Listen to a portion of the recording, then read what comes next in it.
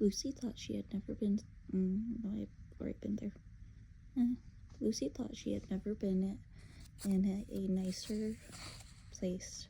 It was a little dry, clean cave of reddish stone with carpet on the floor and 2 little chairs, one for me and one for a friend, said Mr. Thomas, and a table and a dresser and a mantelpiece over the fire, and above that a picture of an old faun with a gray beard.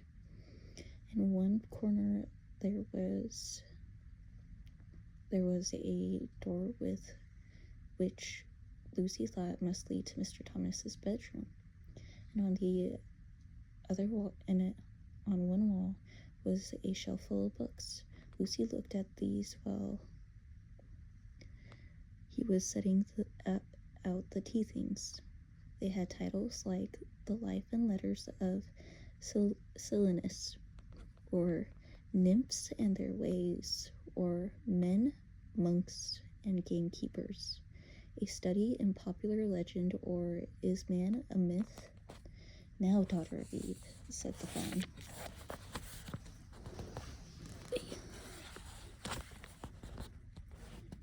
That's the first image. Second image is, and it is wonderful tea, and really it is a wonderful tea. There was a nice brown egg lightly boiled for each of them, and then sardines and toast, and then sardines on toast, and then buttered toast, and then toast with honey, and then a sugar-topped cake. And when Lucy was tired of eating it, the faun began to talk. He had wonderful tales to tell of life in the forest. He told about the midnight dances and how the nymphs who lived in the wells and the druids, or the dryads, who lived in the trees came out to dance with the fauns, about long hunting parties after the milk-white stag who could give you wishes if you caught him, about feasting and treasure-seeking with the wild red dwarves in the deep mines and caves far beneath the forest floor, and then about summer when the woods were green and old Silenus on his fat donkey would come to visit them, and sometimes Bacchus himself. And then the streams would run with wine instead of water, and the whole forest would give itself up to jollification for weeks on end. Not that it isn't always winter now, he added gloomily. Then, to cheer himself up, he took out from its chest on a dresser a strange little flute that looked as if it were made of straw, and began to play, and the tune he played made Lucy want to cry and laugh and dance and go to sleep all at the same time. Those are the next images then.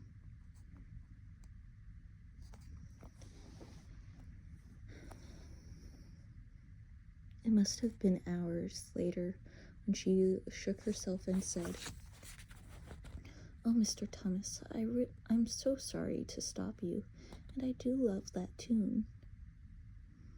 But really, I must go home. I only meant to stay for a few minutes. It's no good now, you know," said the faun, laying down his flute and shaking his head at her very sorrowfully. "No good," said Lucy, jumping up and feeling rather frightened. "What do you mean? I've got to go home at once. The others will be wondering what has happened to me." But a moment later she asked, "Mr. Thomas, whatever's the matter?" For the faun's brown eyes had filled with tears, and the tears began trickling down its cheeks, and soon they were running off to the end of his nose, and at last he covered his face with his hands and began to howl. This is the image. Mr. Thomas, said said Lucy in great distress. Don't. What is the matter? Aren't you well, dear Mr. Thomas? Do tell me what's wrong. But the fawn continued sobbing as if its heart would break. And even when Lucy went over and put her arms around him and lent him her handkerchief, he did not stop. He merely took the handkerchief and kept on using it, wringing it out with both hands whenever it got too wet to be any more used. So that precisely Lucy was standing in a damp patch. Mr. Thomas bawled Lucy in his ear, shaking him. Do stop at once. You ought to be ashamed of yourself, a great big fawn like you.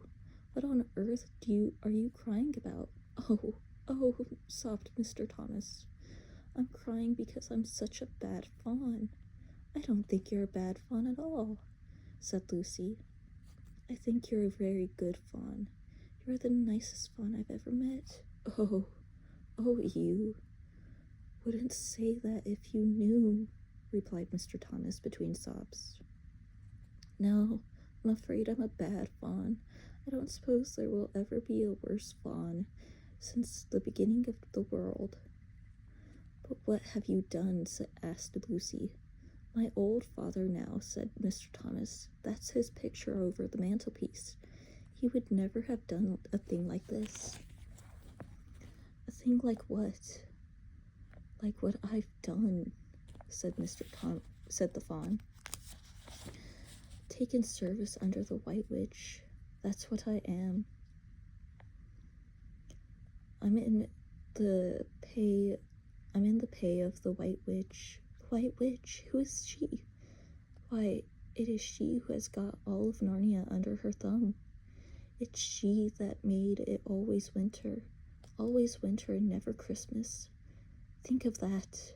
How awful, said Lucy. But what does she pay you for? That's the worst of it, said Mr. Thomas with a deep groan. I'm a kidnapper for her, that's what I am. Look at me, daughter of Eve.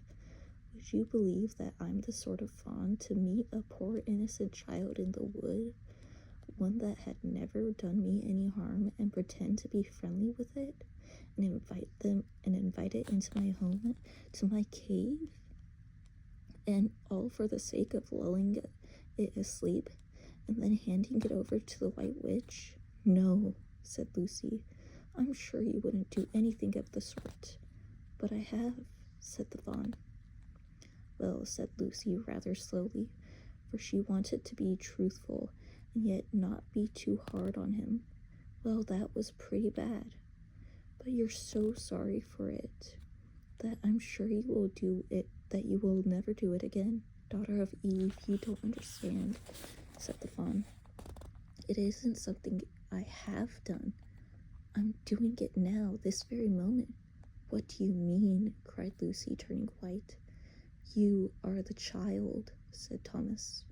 I had orders from the White Witch that if I ever saw a son of Adam or a daughter of Eve in the wood, I was to catch them and hand them over to her. And you are the first I ever met. And I've pretended to be your friend and asked you to tea, all the time I've been meaning to wait till you were asleep and then go and tell her. But you won't, Mr. Thomas, said Lucy. You won't, will you? Indeed, you really mustn't.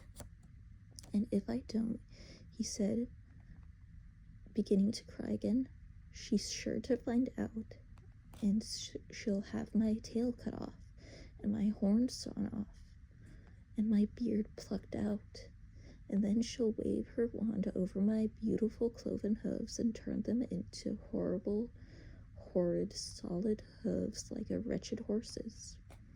And if she is extra and especially angry, she'll turn me into stone, and I shall be only a statue of a fawn in her horrible house until the 4 thrones at Carapel Vale are filled.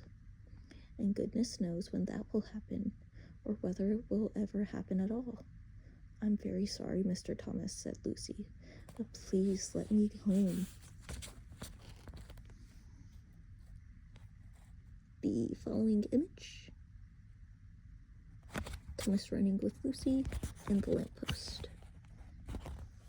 Of course I will, said the fawn. Of course I've got to. I see that now. I hadn't known what humans were like before I met you. Of course I can't give you up to the witch, not now that I know you. But we must be off at once. I'll see you back to the lamppost. I suppose you can find your own way back from there to spare room and wardrobe. I'm sure I can, said Lucy. We must go as quietly as we can, said Mr. Thomas. The whole wood is full of her spies. Even some of the trees are on her side.